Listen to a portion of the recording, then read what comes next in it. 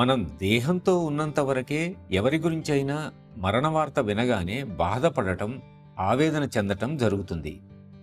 నేను నా గురుదేవుల దగ్గరకు చేరిన తొలి రోజుల్లో ఒక అంశం నాకు అమిత ఆశ్చర్యానికి గురిచేసేది. అక్కడ ఎంతోమంది అభ్యాసులు అనారోగ్యంతో ఉండటమో, మరణవేదన భరిస్తుండటమో చూస్తూ ఉండేవాడిని. అయితే అవన్నీ బాబూజీని బాధిస్తున్నట్లు కనపడేది కాదు. కొందరు ఏడుస్తూ వచ్చి ఫలానా వారు చనిపోయారు అని చెప్పి ఏడుస్తూ ఉండేవారు. బాబూజీ సాలోచనగా ఎంతో బాధాకరం అని మాత్రమే అనేవారు.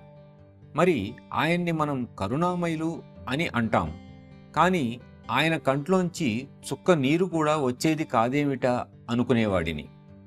తరువాత కొంతకాలానికి ధ్యానంలో నాకు దీనికి సమాధానం దొరికింది. ఆయనకు సంబంధించినంత వరకు మరణం అనేది లేదు. అది ఒక శరీర మార్పిడి మాత్రమే. అటువంటప్పుడు ఆయన ఎవరి కోసం విలపించాలి? మరణించిన దేహం కోసం విలపించటం అవివేకం అనిపించింది.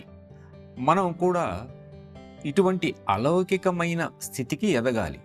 అప్పుడే మన ప్రగతిలో ఒక మెట్టు ఎక్కినట్లు.